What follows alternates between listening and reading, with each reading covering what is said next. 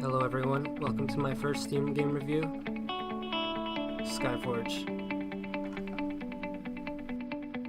This is an MMORPG, kinda like Final Fantasy, except you start the game fighting a bunch of rats who have one objective in life: have a pile of dead people. Anyways, graphics are decent, animations are pretty good. Pull out your sword, it starts glowing. Hey, look how cool I am, I'm swinging a sword. So you get surrounded by the rats again. Uh-oh, I have a plan this time. Right click. First boss is a cross-dresser with a corset and some sexy gloves. One thing I realized right off the bat is there's a bunch of attacks in this game that are just impossible to dodge. So all the bosses have really predictable attack patterns. If you essentially just keep hitting them, they usually die.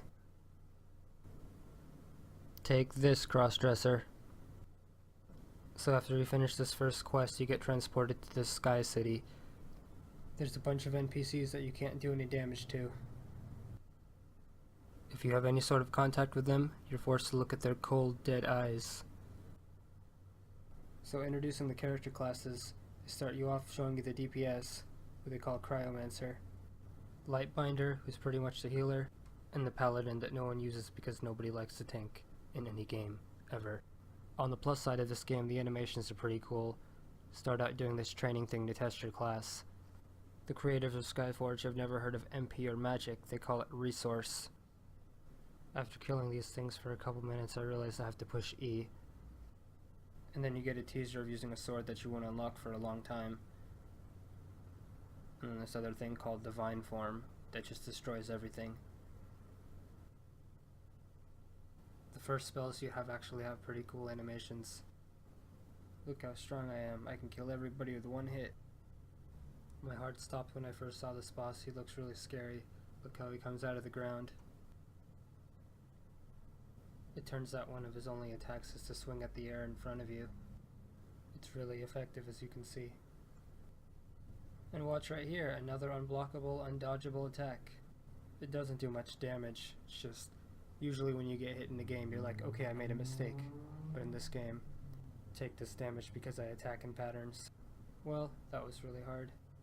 The campaign is pretty straightforward. You move along the dotted line and get to the next map. Now this game is not open world at all. I kept on trying to jump over the rails. No success at all. Just keep moving along the map. Eventually you'll get to the boss room. It's still fun to kill the grunts. The animations just make you feel good for some reason. The boss on this level reminds me a lot of the first boss. Little guy in robes, stands in the middle of the room, undodgeable attacks. Except this time there's hands that come out of nowhere and just smack you. And even though I fast forward this, the boss only took about 40 seconds.